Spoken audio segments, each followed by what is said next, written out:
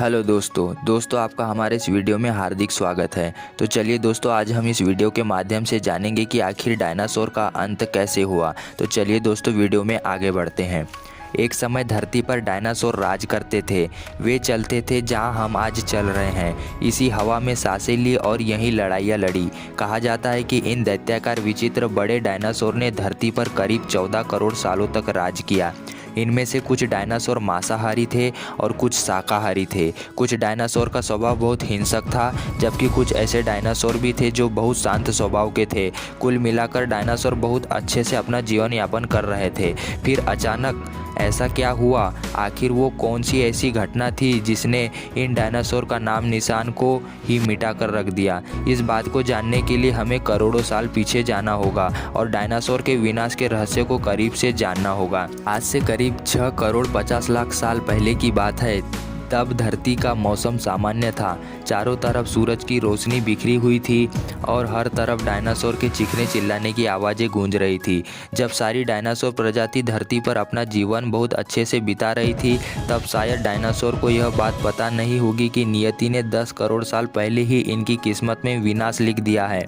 10 करोड़ साल पहले एक छोटा एस्ट्रॉयड का टुकड़ा जो अंतरिक्ष से आ रहा था, वह पृथ्वी से लगभग 20 करोड़ मील दूर मंगल और बृहस्पति के बीच बने शूद्र ग्रह बेल्ट में घूम रहे एक बड़े एस्ट्रॉयड से जा टकराता है। इस टकराव से उस बड़े एस्ट्रॉयड की दिशा बदल जाती है और वह शूद्र ग्रह बेल्ट से निकलकर सीधे पृथ्वी की ओर 22,000 प्रति मीटर घंटे की रफ्तार से बढ़ने लगता है। अगर यह एस्ट्रॉयड पृथ्वी से 3,84,000 किलोमीटर दूर पृथ्वी के उपग्रह चांद से टकराता तो शायद डायनासोर का अंत नहीं होता, पर नियति को कुछ और ही मंजूर था।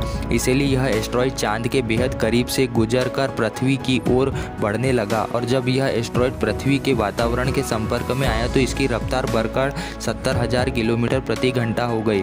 पृथ्वी के वायुमंडल में पहुंचते ही घर्षण की वजह से यह एस्ट्रॉयड एक भयानक आग के गोले में बदल गया। इसकी रफ्तार इतनी तेज थी कि सिर्फ 4 मिनट में ही अंटार्कटिक महासागर को पार कर लिया था। इसकी चमक इतनी तेज थी कि पृथ्वी से टकराने से पहले ही हजारों जीव इस आग के गोले को देखकर अंधे हो चुके थे। यह जीव इस आग के गोले को देख तो नहीं पा रहे थे, पर इससे निकलने वाली गर्मी को जरूर महसूस कर रहे थे। कुछ ही समय में यह एस्ट्रॉयड मेक्सिको की खाड़ी के पास जमीन से टकराता है और लगभग 35,000 की डिग्री सेल्सियस ऊर्जा वाला भयंकर विस्फोट होता है। यह विस्फोट लगभग 10 हाइड्रोजन बम के विस्फोट के बराबर था। यह विस्फोट इतना शक्तिशाली था कि इसके टकराते ही धरती की लाखों टन धातु अंतरिक्ष में चली जाती है। टकराव वाली जगह पर 180 किलोमीटर चौड़ा और 20 किलोमीटर गहरा गड्ढा बन जाता है। विस्फोट के कारण इस गड्ढे का सारा मेटल और पत्थर आसमान में धूल के बड़े बादल में बदल गए और टकराव की वजह से कुछ ही मिनट बाद जमीन में भूकंप की तरंगें उठने लगी।